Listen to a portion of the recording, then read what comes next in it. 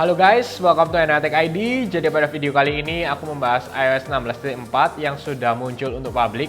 Jadi video ini aku buat ketika aku menggunakan iOS 16.4 RC, yaitu dengan versi terakhir sebelum muncul ke publik bagi para developer ataupun public beta tester. Untuk model numbernya yaitu 20E246. Dan di sini yang dimention oleh Apple yaitu adanya hal baru terkait new emoji, yaitu tepatnya 21 new emoji, serta adanya bug fixes dan security update bagi para pengguna iPhone. Jadi beberapa emoji yang muncul yaitu adanya shaky head dan juga beberapa hati yang berwarna berbeda, serta ada binatang yang berbeda juga dengan adanya icon-icon yang baru yang bisa kalian dapatkan di iOS 16.4. Lalu bagi pengguna beta tester, biasanya akan muncul yaitu ketika di settings, general, lalu VPN and device management, biasanya ada profile downloaded atau profile yang telah digunakan. Kali ini dihilangkan. Jadi Apple mungkin akan memperketat terkait penggunaan profile yang digunakan untuk mencoba atau mentesting iOS yang belum muncul untuk publik. Selanjutnya, untuk telepon, bagi kalian pengguna voice isolation, dulu itu sudah ada. Hanya saja kali ini contohnya telepon biasa, sekarang bisa memilih untuk voice isolation. Jadi tidak hanya untuk aplikasi-aplikasi tertentu. Jadi dengan telepon biasa pun kalian bisa mengaktifkan fitur untuk voice isolation yang ada di iPhone kalian. Untuk Apple Books, kalian bisa masuk di setting. Jadi ketika kalian cek, sekarang ada curl, aktif kembali. Jadi setelah kalian sudah aktifkan, otomatis kalian bisa slide dengan animasi curl yang baru ini. Selanjutnya di foto, kalau kalian ingat adanya share photo duplicates untuk iOS sebelumnya. Jadi di 16.4 ini adanya improvement di mana ketika kalian aktifkan iCloud Shared Photo Library, share duplicates-nya juga akan muncul dan mendeteksi foto dan kalian bisa diberikan untuk notifikasi bila kalian ingin mendelete atau mengecilkan atau mengemerge foto-foto yang ada duplicate di shared library kalian. Selanjutnya, bagi kalian pengguna accessibility di VoiceOver, untuk VoiceOver ada tambahan yaitu kali ini bisa berjalan di Maps dan juga Weather. Bagi kalian pengguna Home App, jadi untuk Apple Home App yang baru, ini adanya upgrade juga, jadinya adanya arsitektur baru lagi yang diberikan di iOS 16.4 karena banyaknya problem di iOS 16 yang sebelumnya terkait untuk Home App arsitekturnya. Jadi bagi kalian yang sangat depend dengan app ini, kalian bisa mendapatkan itu arsitektur lebih baru dan bisa kalian update lebih maksimal di Apple Home App. Selanjutnya, bagi kalian untuk pengguna Always On Display, jadi di setting, kalian bisa langsung ke Display and Brightness.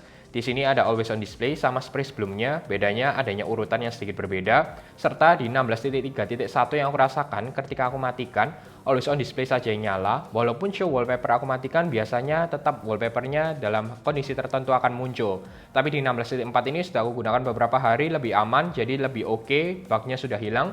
Ketika show wallpaper dimatikan, benar-benar akan hitam saja yang muncul di Always On Display iPhone 14 Pro dan juga iPhone 14 Pro Max. Untuk Apple Music juga adanya hal baru karena sebentar lagi akan adanya Apple Music Classical yang dapat kalian download bagi pengguna Apple Music.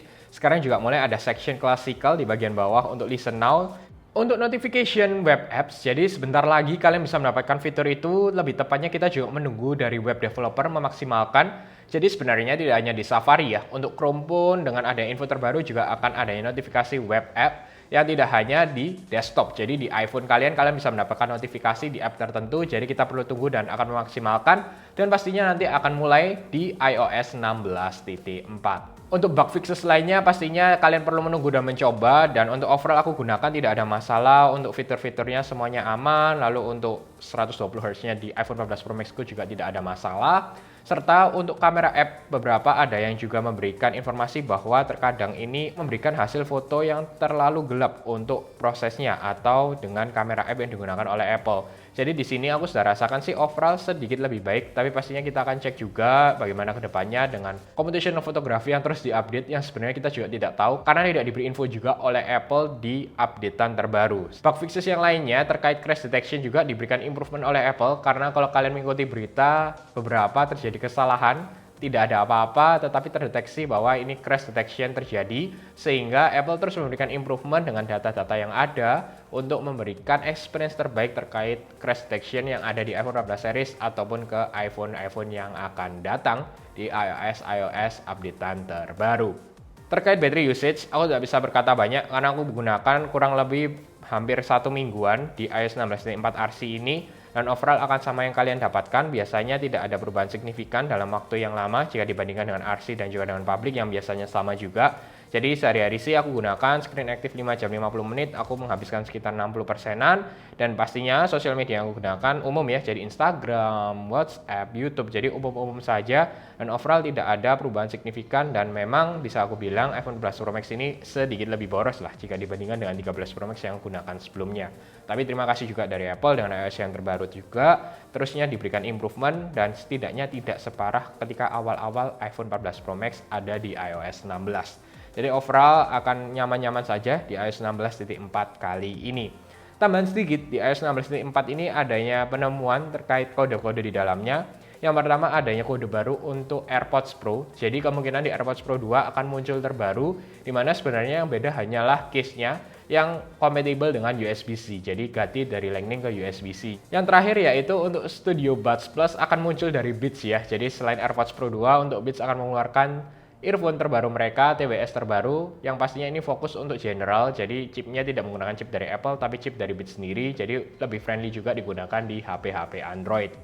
Baik, itu aja yang ingin share ke kalian terkait iOS 16.4, bagaimana menurut kalian, langsung aja komen di bawah, kita bahas bersama. Oke, semoga kalian suka dengan video ini, jangan lupa untuk share, like, subscribe, dan sampai ketemu di video selanjutnya.